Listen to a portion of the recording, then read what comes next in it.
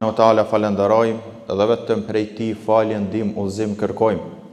Salavatet, selamet qofshin mbi Muhammedin sallallahu alaihi wasallam, vullën e pejgamberisë, mbi shokët e tij, mbi familjen e tij dhe mbi të gjithë ata të cilët e ndjekin rrugën e tij me sinqeritet, deri në atë ditë ku thot Allahu subhanahu wa taala yawma la yanfa'u malun wala banun illa man atallaha biqalbin salim.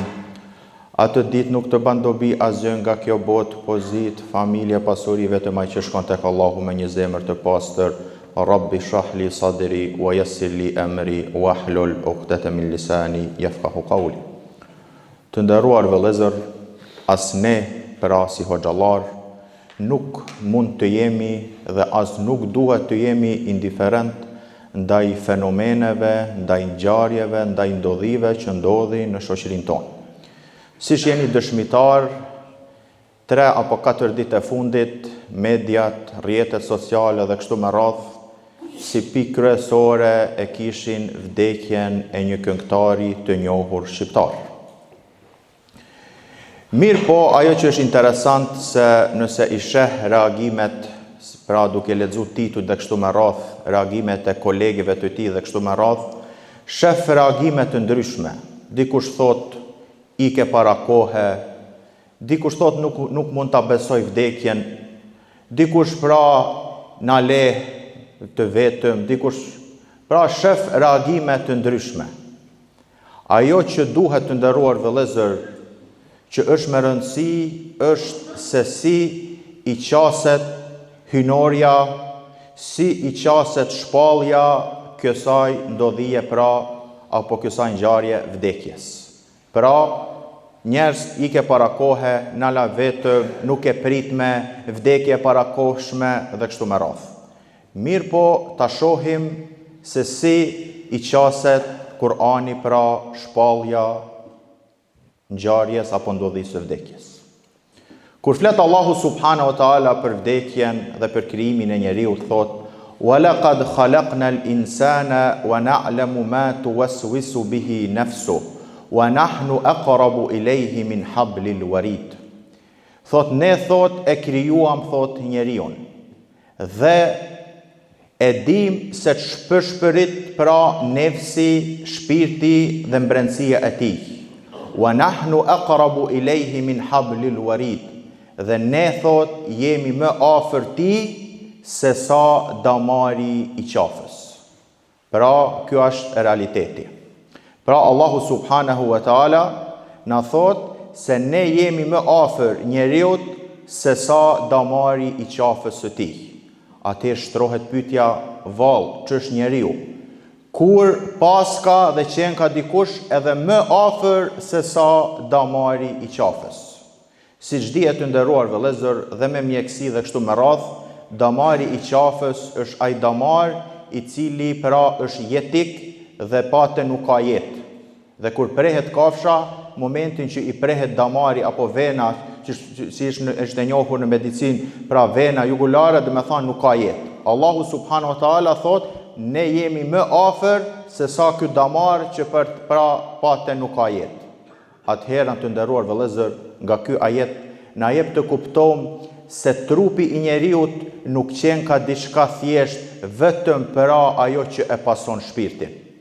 Pra, esencia dhe thelbi kryesor i njeriut pra qenë ka shpirti dhe jo trupi, sepse pas ka diçka që është edhe ma afër se sa trupi i njeriut, është Allahu subhanahu wa taala ashtu siç i takon madhërisë së tij. Wa laqad khalaqna al-insana wa na'lamu ma tuwaswisu bihi nafsu wa nahnu aqrabu ilayhi min hablil warid. Idh yatalaqqa al-mutalaqqiyan 'anil yamini wa 'anil shimali qa'id ma yalfidhu min qawlin illa ladayhi raqibun atid wa ja'at sakratul maut bil haqq dhalika ma kunta minhu tahid. Pra të nderuar vëllezër, këto 5 apo 6 ajete e përshkruajnë realitetin e njeriut. Dhe s'ka të baj me as me ike heret apo ike vonë, as me vdekje të parakoshme, as me vdekje të më vonshme dhe kështu me radhë. Mirë po është realitet që Allahu subhanahu wa taala e caktoi apo ja caktoi çdo njeriu. Pra thot idh yatalaqqa al-mutalaqiyani anil yamini wa anil shimali qa'id. Kur Allahu subhanahu wa taala krijoi njerin, thot jemi më afër se sa damari i qafës, pastaj thot në anën e djathtë të njeriut dhe në anën e majtë të njeriut i vendosa dy melek. Ma yalfidhu min qawlin illa ladayhi raqibun atid. Nuk ban njeriu asnjë vepër, nuk e thot asnjë fjalë, vetëm se në anën e djathtë apo në anën e majtë të tij do të shënohet, wa ja'at sakratul mauti bil haqq. Dhe do të vi pra vdekja, pra agonia e vdekjes do ta kaploj çdo njeri nga ju. Wa ja'at sakratul mauti bil haqq. Dhalika ma kunta minhu tahid. Dhe kjo është ajo që njeriu mundohet pra t'i shmanget. Ajo është realiteti pra, është vdekja. Shumë nga njerëzit pra të nderuar vëllezër pra, jo se mundohen t'i ikin, sepse është diçka e kryer dhe edhe sheretikisht, mirë po edhe logjikisht, askush nuk thot që unë nuk do të vdes. Mirë po mundohet në momentin kur i përmendet vdekja dhe kështu me radhë, t'i shmanget, duke mendu se shmangja vallë do ta baj pra do ta që ta shpëtoj nga i realitet. Jo të nderuar vëllezër. Dhalika ma kunta minhu tahid, pra vdekja pra do të vi dhe nuk ka dyshim në te. Mirë po të nderuar vëllezër, besimtari duhet t'i qaset vdekjes ashtu siç Allahu subhanahu wa taala na ka mësuar.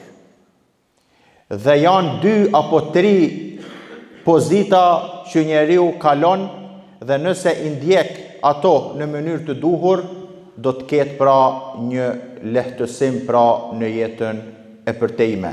Mirë po nëse nuk i qaset si duhet dhe thjesht mendon se me disa fjalë pra do të shpëtoj, e ka gabim të nderuar vëllezër. Fillimisht të nderuar vëllezër, siç thash, vdekja është diçka që nuk duhet të diskutohet.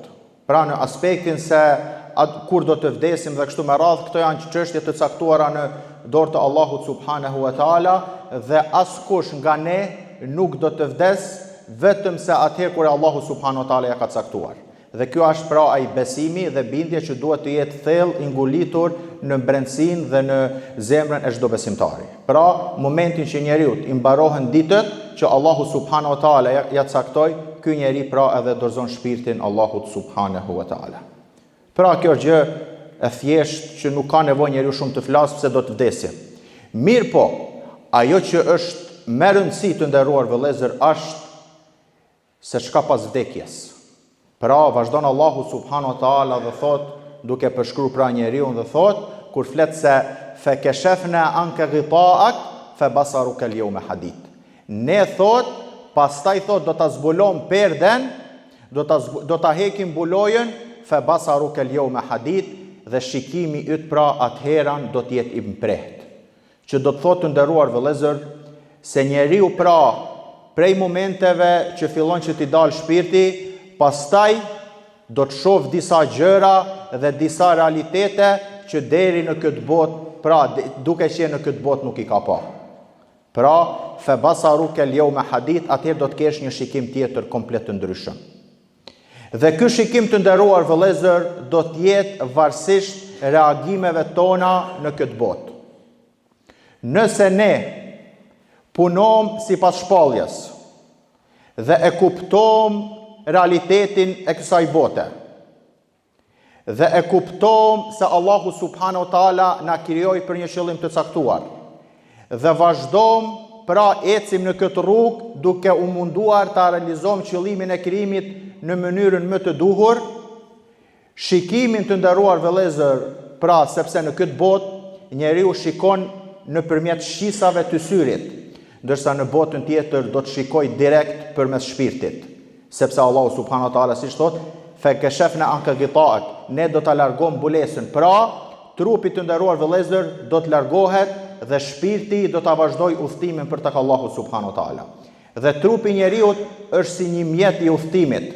Hyn njeriu në atë mjet udhtimit që ta transportojë deri në një vend të caktuar, pastaj zbret nga mjeti i udhtimit dhe personi vazhdon të udhtojë, ndërsa trupi mjeti i udhtimit metën aty. Allahu subhanahu wa taala të nderuar vëllezër na tregon në shumë ajete pra për rëndësinë që ka shpirti dhe pas vdekjes dhe rëndësia dhe thelbi dhe pra ajo esencialja është shpirti dhe jo trupi. Mu për këtë nderor vëllezër, njeriu duhet të preokupohet, duhet të brengoset jo me vdekjen si ndodhi dhe si ngjarje, sepse siç thash, nuk ka mundësi njeriu të ikë, sepse po të kishte pas mundësi të ikë, atëherë ishim brengos dhe ishim hulumtu, ishim mundu të gjejmë mënyra se si të ikim kësaj ndodhie dhe kësaj ngjarje. Momentin që ne nuk mund të ikim kësaj ngjarje dhe kësaj ndodhie, atëherë duhet me kalu në shkallën e dytë të nderuar vëllezër, atëherë çka pas vdekjes.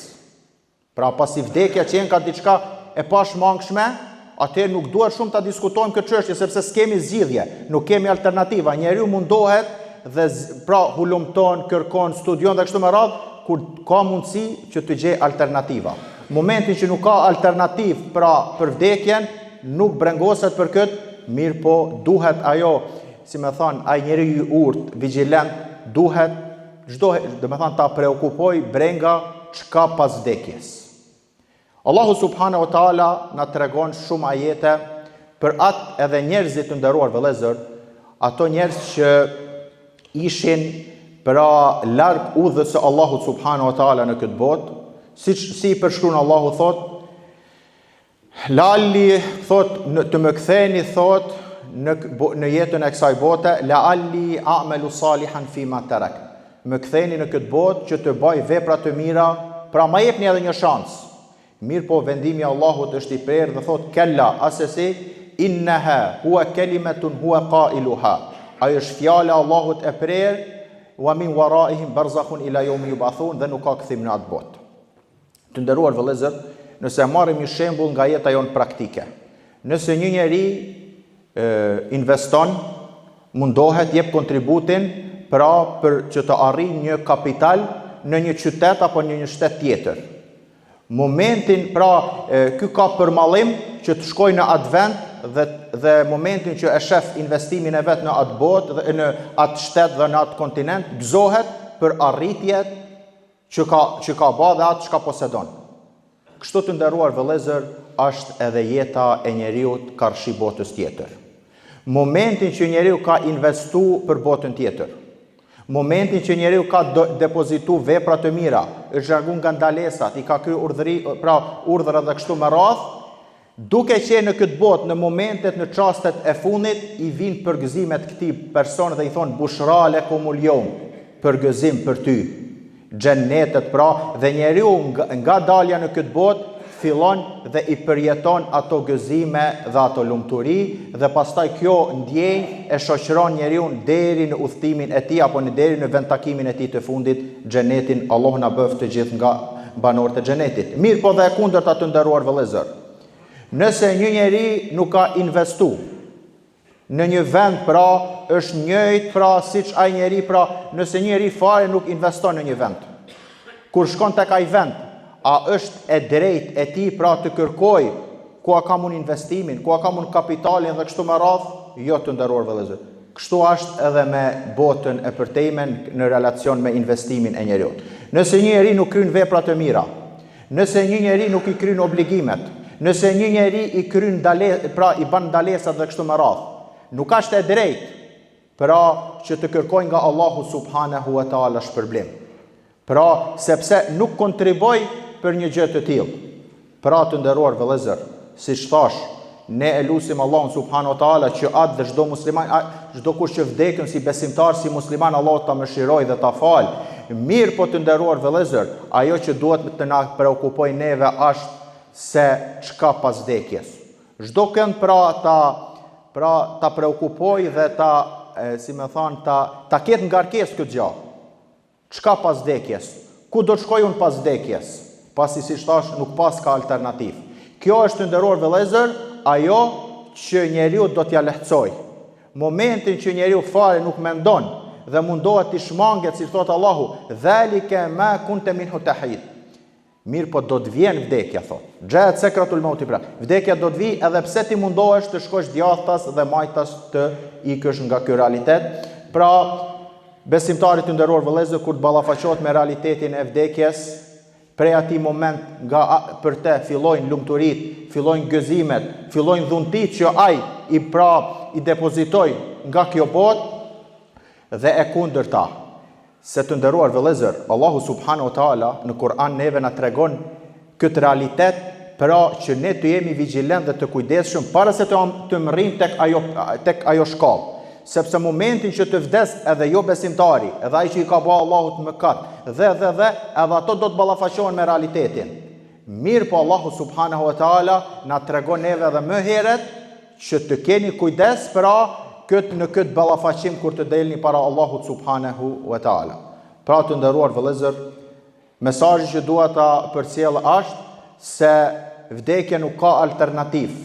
Mirë po ajo që kërkohet nga ne është çka pas vdekjes, dhe e dyta të nderuar vëllezër është që ka nga disa njerëz që edhe pasi vdesin, pra të kemi kujdes, se ka edhe disa njerëz që edhe pasi vdesin, shpërblimet nga veprat e mira që i kanë bërë në këtë botë, i arrisin shpërblimet, pra i arrin shpërblimet edhe pas vdekjes së tyre.